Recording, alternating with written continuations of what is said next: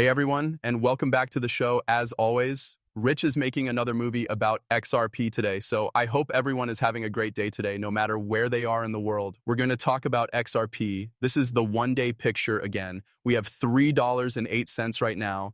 Today we're up 2.65%, and earlier today everyone said that the price of XRP would drop below $2 again. I believe we are moving away from each other. I believe we will reach $4 or more. In this circle, the one thing I really want is for all of you to get life, getting cash out of this run. That can happen too, as long as you don't sell too soon. After that, you start to build on things like passive income, do something like start a small business or buy your first house. That's what I want for all of you. That's what I've always thought this was about. When most people get into crypto, they think, well, I just hope I make a lot of money. Everybody should make a lot of money, and I want to keep you happy until we do. In the future, we'll talk about ways to make passive cash. We are going to talk about how you can loan out your XRP without any risk and get passive income. You might even be able to borrow against your crypto. This cryptocurrency still has a lot of good things ahead of it. And take a look at Bitcoin, which is worth $114,843. Today, it's down 0.02%. When the market goes up again, XRP does better than both Bitcoin and Ethereum. We see it all the time now. For this reason, people are moving away from Bitcoin and even Ethereum. New owners want to be the ones who come up with something new. Most of them don't have enough money to buy a full Bitcoin. There's no reason to buy it when you could make a good bag of XRP instead. This is from Barry C. as well. This is a fact. When XRP is $3, it will be a chance that many PO will miss. If XRP is worth $1,000, everyone will want to own even a small amount of it. There will be too much XRP FOMO. You got your XRP before a lot of other people did because you bought it at $3 right now. Some people will buy XRP when it goes above $10, $20, $30, and so on. These people have never invested in crypto before. It will be possible for you to get more than the person who comes in tomorrow, the next day, and the day after that because you're buying at the prices we have now. This is the first run that big money from institutions is going to come in, and that changes the whole game. Find out how much XRP you need to be in the top 10% and top 1% of users. I always told you not to pay attention to the rich list because trying to get to the 1% or 10% will only make you spend too much money. Don't do anything, just buy as much as you can. Do not rush, wait for it to happen. I want to tell you not to worry about crypto. Some crypto buyers worry every day that today could be a red day and tomorrow could be a green day, and they say you should sell now. Don't be one of those people. That crap about it going to zero. Buy everything you can. Don't worry about it and don't spend too much. You'll get paid away from this cryptocurrency. If we close the week above 2.94, we'll be right on track for that $4 relief surge. All of that comes from Zach Rector and Alex Cobb. Now we'll pay $4 for each coin. As I already said, I think we're going up. We're not going to give up. Things are also getting better for XRP. I'm really excited to see how all of those things play out during alt season. If that happens, prices will keep going up for the rest of this cycle. This starter just ran its course. We are going up now. This event served as a trigger. We are going up now. That will be fun to watch happen. It will be impossible for our people to stop checking their phones, the market, and their portfolios to see how much higher XRP can go. And I'm still not seeing the big drops happen, at least not with large money. SBI wants, we can already see the long list of ETFs. I also think that the ETF in Japan will do very well because of the multiple. I said in a video not long ago that it doesn't take a lot of money to change the price of XRP. So let's say that this Japan ETF could bring in an extra $500 million or even $1 billion on top of the $8 billion that Jamie Dimon thinks the XRP ETFs will bring in. After that, other countries will follow suit. I'm telling you that this is only the beginning.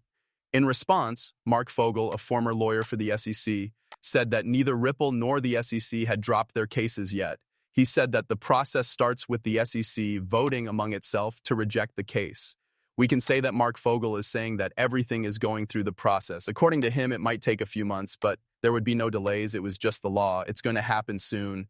I know that on August 15th, we'll get an update. That sounds like a good news. Let's hope this case starts to come to an end. We should end this case as soon as possible, even before the Clarity Act is passed. After that, you talk about the IPO, XRP, ETFs, and other things, a lot of big things. You have a coin that will give you money that will change your life this time around.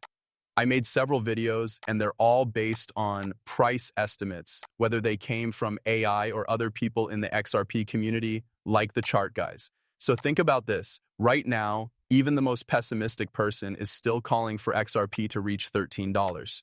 So 1,000 XRP is worth $13,000.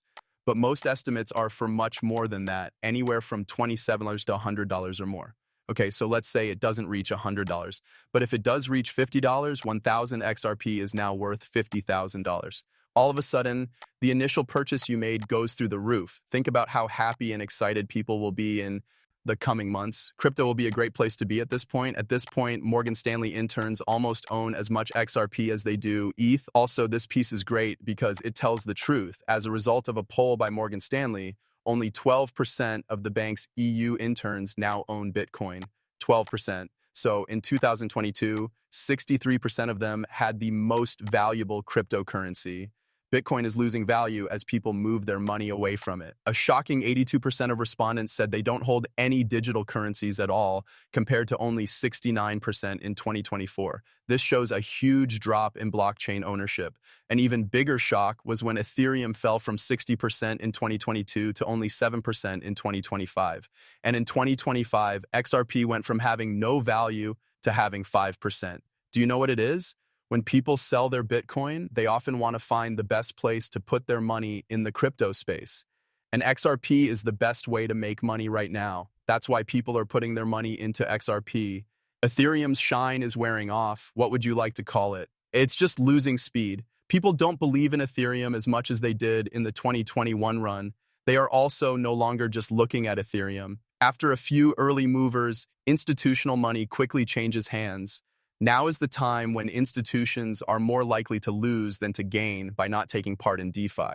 Smart money has already begun to change directions. This is from Cyprus. Listen to this. I agree with Rob a lot. I think that this year is the year when DeFi starts to be used by more institutions than ever before. Okay. Because especially if you look at things from a bigger picture point of view, there are companies like Laser Digital, which is a direct division of Nomura and is specifically asked to trade in crypto and make the crypto market. Finally, there are Middle Eastern governments that list Bitcoin on their books and make it very public that they do so. And to add to Rob's point, I think a lot of the DeFi wiring was first used in the summer of 2021, right? Like the 2v3, they've been through a lot and been...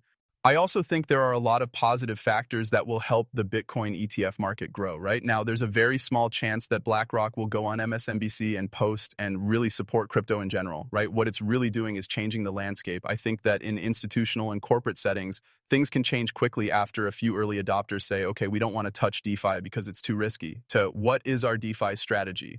Why don't we have a plan for DeFi? Like we saw with Metaverse last time, I think we're seeing it again with DeFi. One more thing I want to say is about the regulation. I agree with everything you said about how people have been acting. A month ago, the President of the United States launched a token on DeFi tracks that didn't need any permissions at all. That's like a thumbs up and an okay light to come on in. I don't know what else is. This is what's going on. There's the President who is moving away from Bitcoin. I really believe that the President doesn't care about Bitcoin at all. He's not interested in Bitcoin anymore. He wants something that will make the US dollar stronger and do good things for everyone in America. Then there's Larry Fink, who used to be all about Bitcoin, but is now all about Ethereum. What does he talk about all the time? It has to do with tokenization. Tokenization will happen on the ISO rails then. That's going to be very important for XRP, XLM, XDC, HBR, and other cryptocurrencies. That's right, the change is already happening because these agencies also follow the story. These people think that since Larry Fink is already moving away from Bitcoin, they don't even want to get involved with it because he thinks that this is a better place to put their money. Now you're starting to see these treasury companies or companies that are making XRPT treasuries and where they stand because they found something that can help their business plan when it comes to sending money around the world. They found a quick and cheap way to do it. Then other businesses will do what they do. Whoever jumps in first wins. Most of the time, they show everyone else the way. We have seen that before, but Bitcoin is losing value. It's no longer important and people don't care about it. It costs a lot and everyone is always pointing that out. Take a look, it's 120K. What does it matter if you're not going to be a whole corner? What does it really matter if you're not going to be trading in it and are just going to buy it and hold it if it means nothing to your business model? A lot of people lose interest very quickly. Along with that story, it's a way to keep money safe. Look at that. It shields you from rising prices. At the same time, Bitcoin falls right away whenever there is some doubt in the world, and people are starting to notice this now. And just like I said at the start of the movie, I really think we'll reach $4 or more.